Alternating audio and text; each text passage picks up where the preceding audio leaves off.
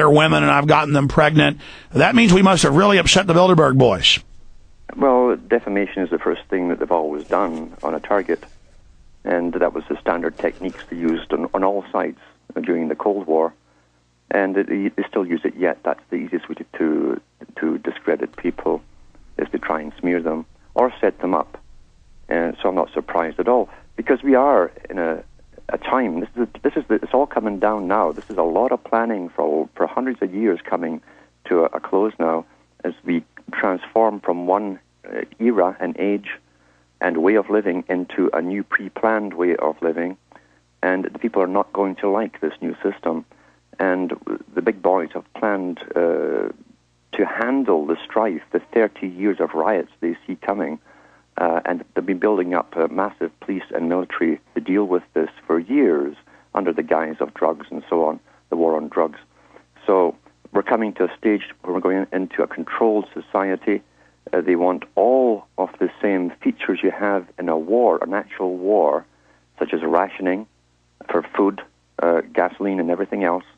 And they want to because that's the only time. And Carroll Quigley put this quite plainly. He said, we can get more done in 5 years of war, where the people do what they're told, they're all obedient, than we can in 50 years of peace with propaganda. So wartime scenario is what we're going through. Well, Alan, you're right. And they're not invincible. I want you to talk about what this rationing scenario, what this global carbon tax is going to look like. But let me just tell you, this just broke today.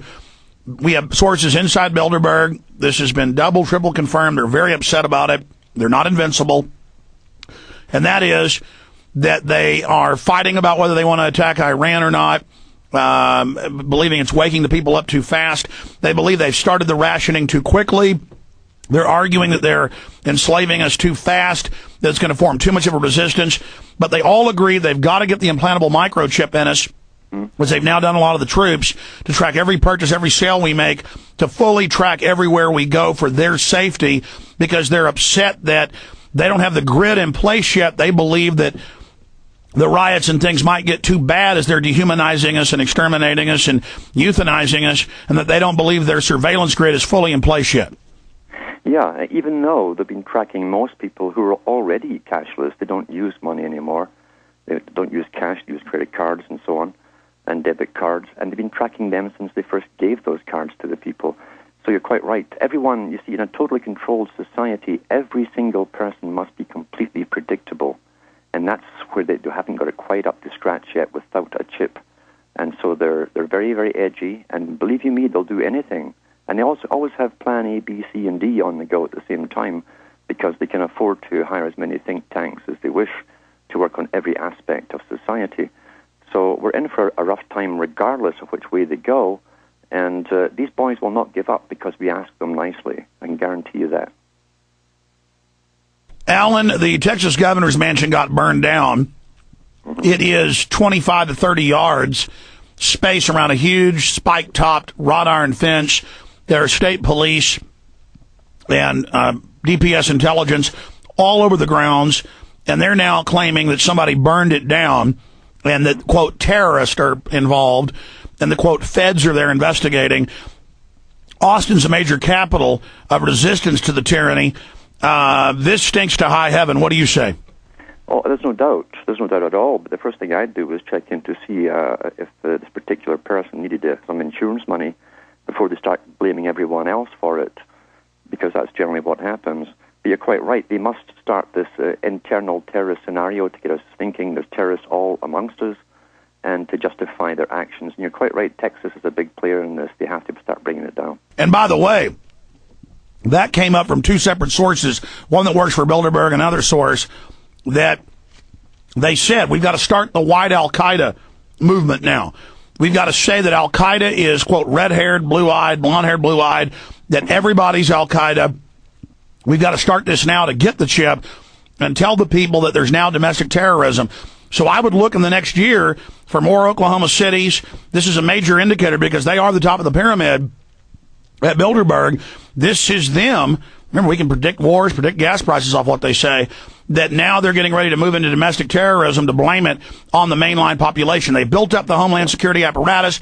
Now they're going to phase out Al-Qaeda and claim it's domestic groups. Yeah, they had to do that because it was nothing to do with Al-Qaeda, as we know. It was a strategy. They'd even printed what they wanted to do 50 years, 80 years ago in major think tanks. And even Joe Average, that knows very little apart from what's on television, is now getting kind of spooked with everything that's happening. And he realizes he is the target, so now they must justify it. And I read that article where they says, yes, now Al-Qaeda has more westernized recruits with the Western features, etc.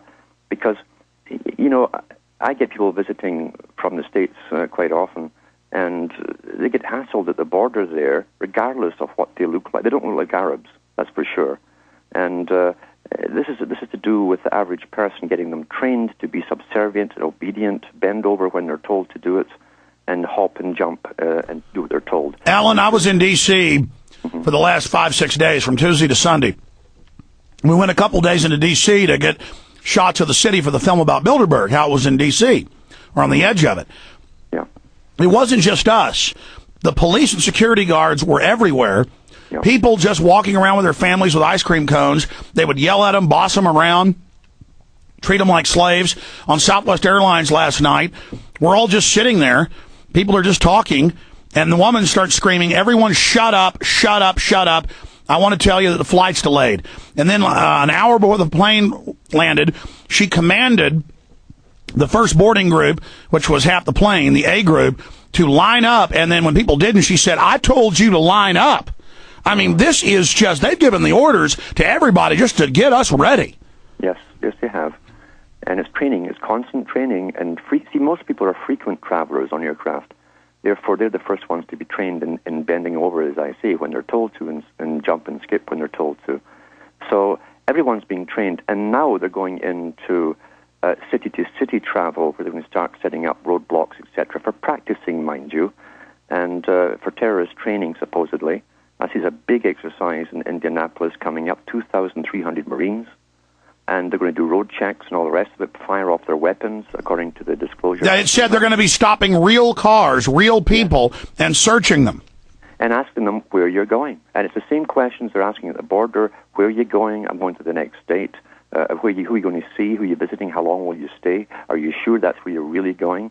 And they're also, this is the odd part about it, is they're also going to use, or get practice in using non-lethal weaponry.